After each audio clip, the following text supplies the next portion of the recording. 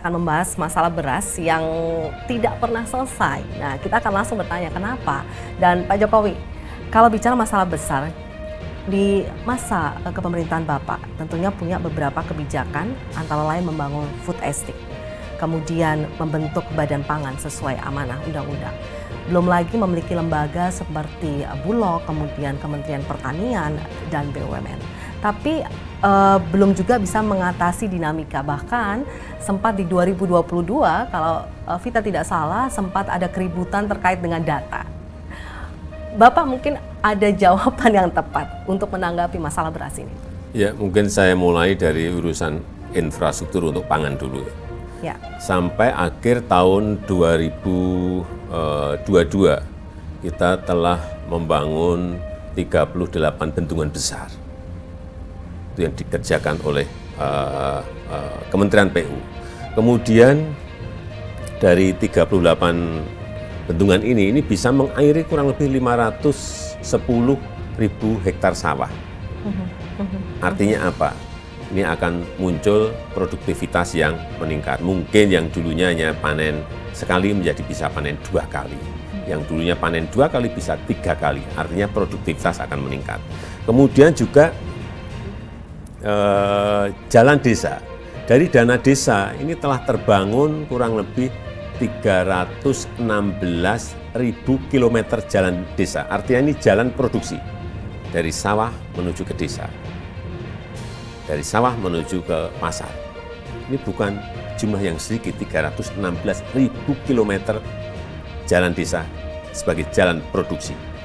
Kemudian juga dari dana desa kita telah membangun 5.300 embung, yang ini juga bisa meningkatkan produktivitas sawah yang ada di sekitar embung itu, meskipun dalam lingkup yang kecil, tetapi 5.300 embung itu juga bukan jumlah yang kecil. Kemudian juga dari dana desa telah dibuat 71.000 unit irigasi yang itu larinya ke pengairan sawah. Ini infrastruktur. Kemudian dalam prakteknya memang kita ini ada sawah yang terkurangi. Ya. Karena untuk bangunan, untuk industri, inilah yang harus ditingkatkan. Artinya bukan hanya ekstensifikasi, tapi juga intensifikasi.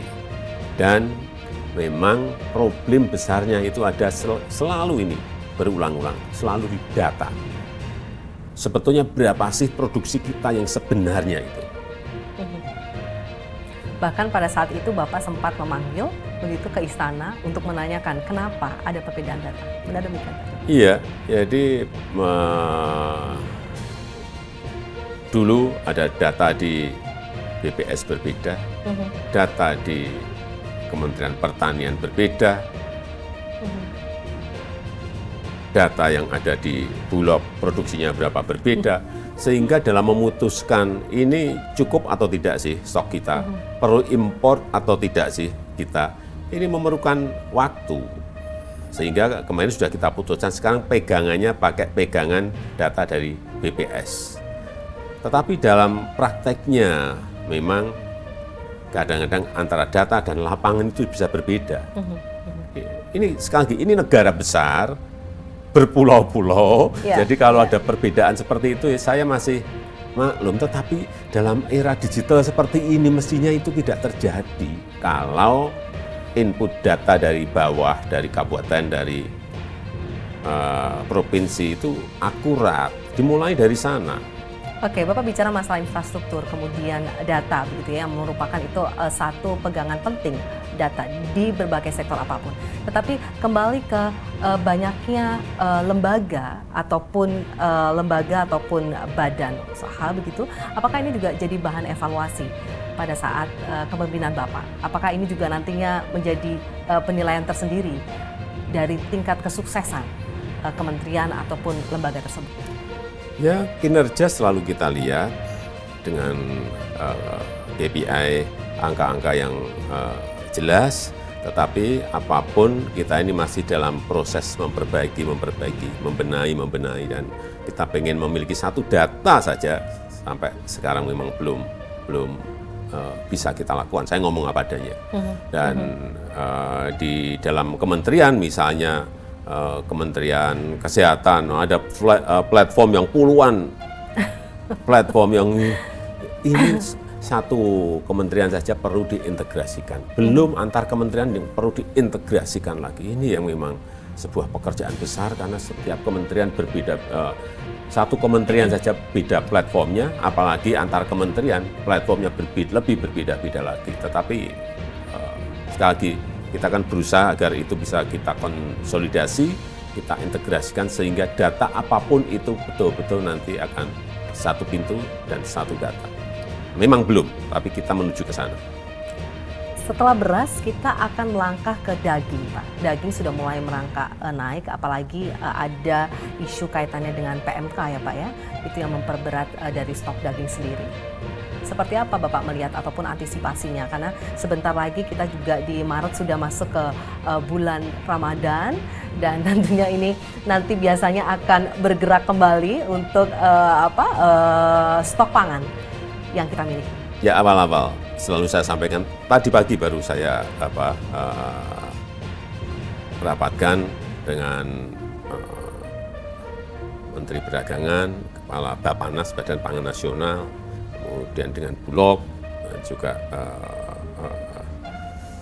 dari Kementan. Ya.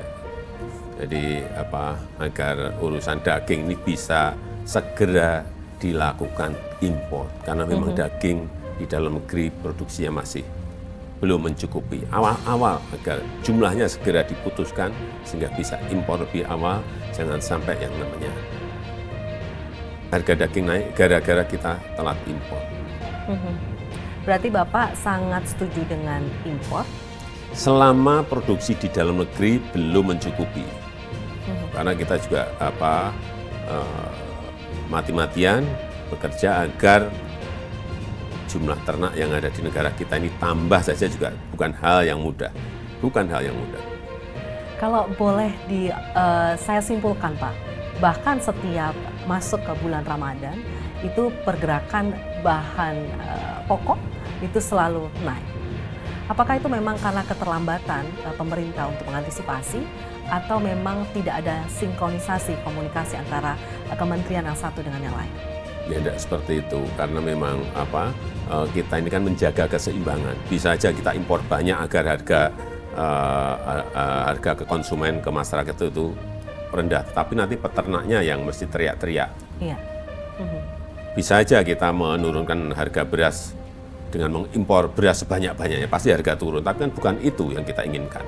Yang kita inginkan produktivitas nasional kita itu naik, sehingga impor itu dijaga sekecil-kecilnya, seminim mungkin, agar produksi nasional bisa terangkat naik. Menjaga keseimbangan itu yang kita ini sering memutuskannya sangat hati-hati. Kalau hanya ingin menurunkan harga, gampang aja, disuplai yang sebanyak-banyaknya barang itu pasti dari impor, pasti harganya turun.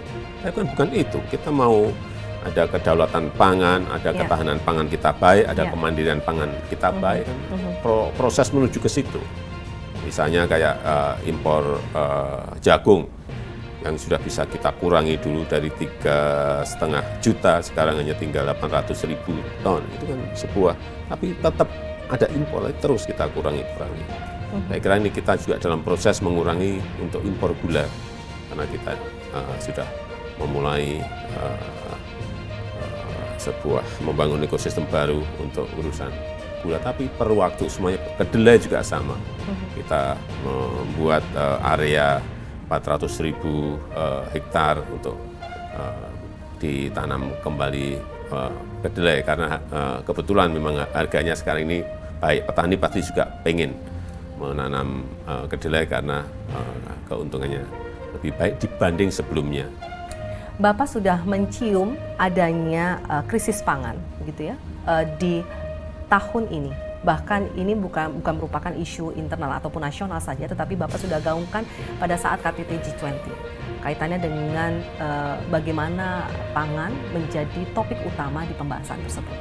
Iya, saya sampaikan di G20 juga bahwa pangan ini merupakan kebutuhan dasar yang sangat basic sekali dan bisa mengancam perdamaian.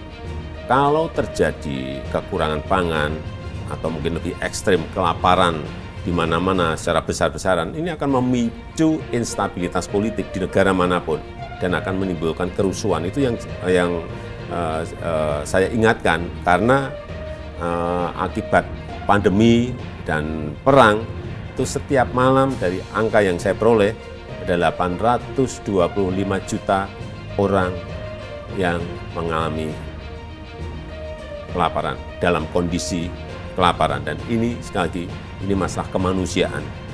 Dan kita bersyukur di Indonesia tidak terjadi itu. Baik.